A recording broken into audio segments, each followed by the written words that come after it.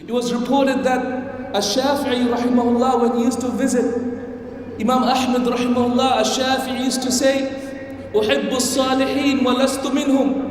He used to say, "I love the righteous people, but I'm not from them." So at that time, Imam Ahmad used to say, "Bal, rather, akhi, my brother, tuhibbu as-salihin wa anta minhum." You love the salihin, the righteous people, and you are from them.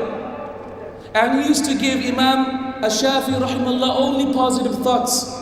And when Imam Ash-Shafi'i rahimahullah had passed away, Imam Ahmad used to go to his son and used to say, "Wallahi, I make dua for your father every single night."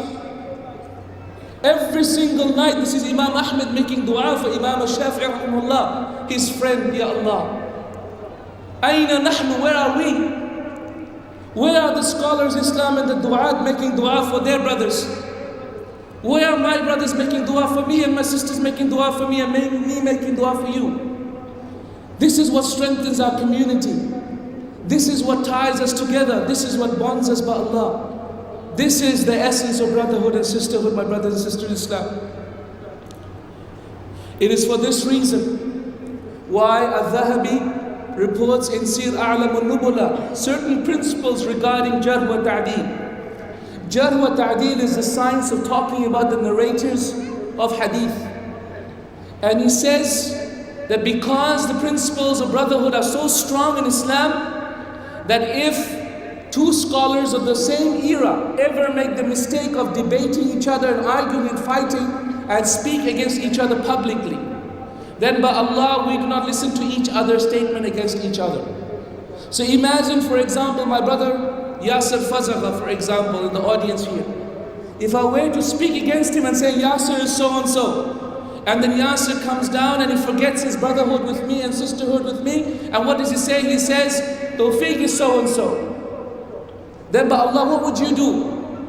The ignorant amongst the Muslimin, some of you will follow Tawfique and some of you will follow Yasir.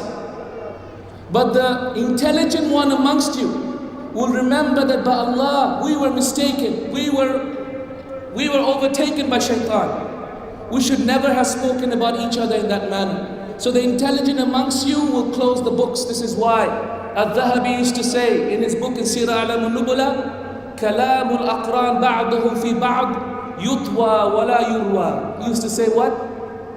Two scholars at the same time, if they speak against each other, their statement is rejected against each other and not reported.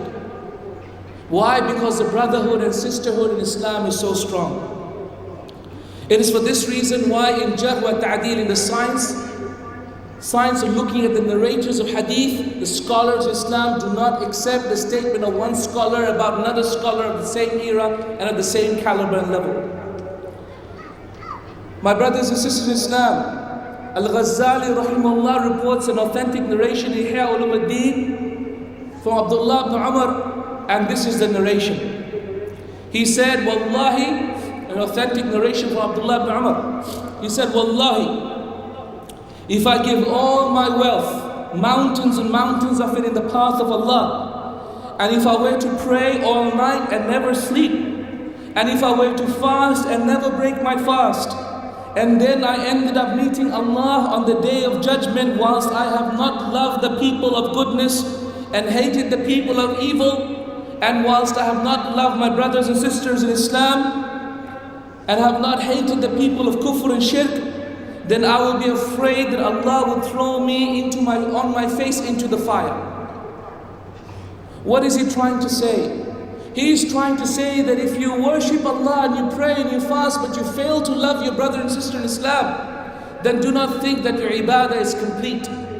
Do not think that your obligations have been already looked after. Do not think loving your brother and sister in Islam is merely a recommended deed. It is obligatory, my friends. It is part and parcel of your deen.